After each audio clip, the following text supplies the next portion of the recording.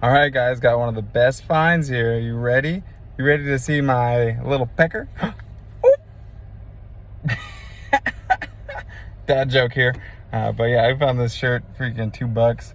I was like, cool, I love Zaxby's, and the fact that they've got the little cock on there just makes it all that much more better. More better. Is that even the thing? I don't know. Dad jokes, dad brain, got all that kind of shit going on when you get a little bit older. So, yeah.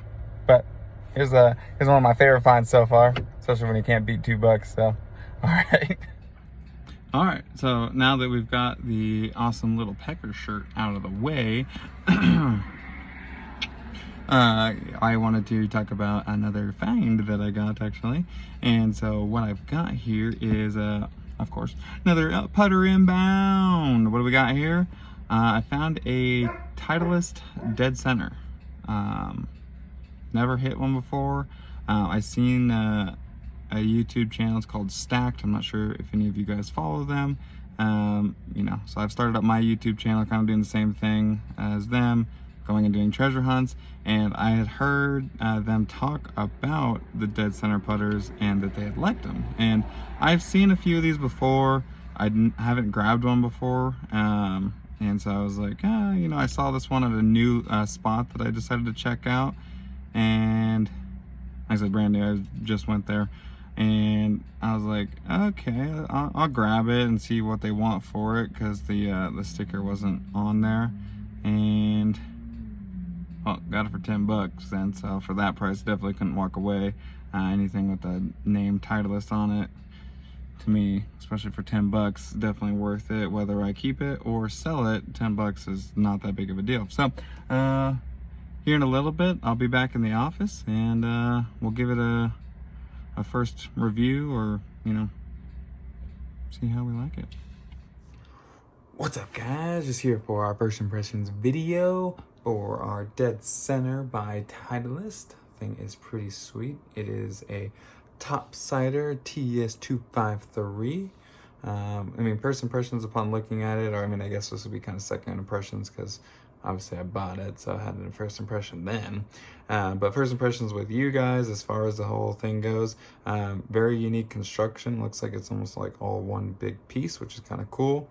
It's got this very interesting triangular design, which reminds me a lot of the new TaylorMade truss systems. I haven't got a chance to really try those, but I am interested in giving it a go. So maybe one of these days we can find one of those on a good deal, and we'll snatch one and see how we like it. So other than that, it's a pretty nice shape, very cool.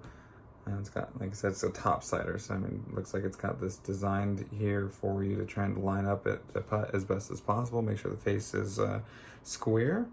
So I'm not really sure how I'm feeling about it. Usually the singular made like this, it doesn't have any grooves on it or anything. I feel like it might be pretty pingy. I don't know, I'm just getting like an inkling that it might be, but I don't know, let's give it a go. Don't mind the sweats as I'm in my office and it is pretty chilly down here. All right, let's see what we got here.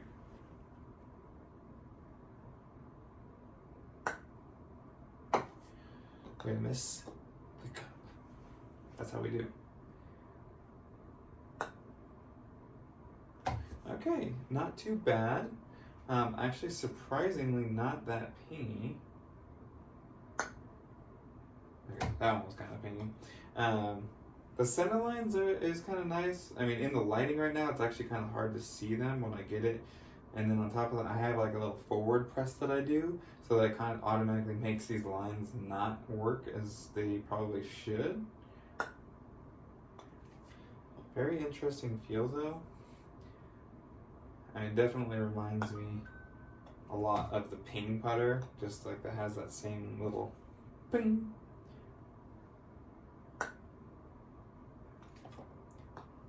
So, it's definitely still there. Not as bad as I thought it would be, but still there.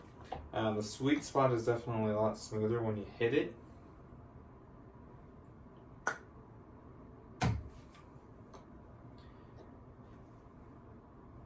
Definitely not a bad putter.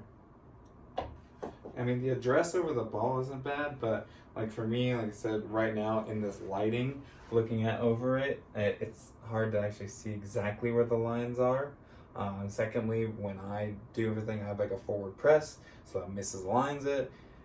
And then following that, I mean, it does kind of feel like it's got a lot kind of going on there. And with all that, it just seems like a lot, especially on a blade where there's not a lot of like room as like a mallet where there could be extra space taken up to kind of dilute everything that's kind of going on here. But with this, it just seems like there's just so much going on. I mean, don't hate it, but as far as will it stay in the bag? Probably not. Definitely take it out of the course and see how it does. But at the moment, I think it'll just be a fun putter to have in the collection. And if somebody comes along looking for one, or a buddy of mine just needs a putter, then I don't know, might just have one here. So cool little Dead Center grip too. It's actually still in really good shape. So some of the other putters I've collected, the grips that need to be redone, but this one still feels really good. So I don't know. Overall, great purchase. I'm happy with it. I just enjoy having putters in my collection. It's something that I can mess around with. So thanks for checking out the first impression. Yeah, a little pingy. You know, address is not the prettiest, but it's definitely not the worst. And I've played with quite a few putters, and there's some that I just can't stand. This one's cool. It's unique with its little design setup. But for me, obviously it's an older putter, but comparatively to what I have, it's definitely not going to be my primary, but it might be something that maybe one of my future YouTube videos or something, I'll go out with like my unideal clubs, my not ideal for my good fans out there, and I'll just put together a bag of clubs, and maybe this will make it in as the putter for that offshoot bag of just random clubs that I've got together. So I don't know, we'll see. Let me know what you guys think in the comments, and maybe we'll do a video for that. All right, thanks guys.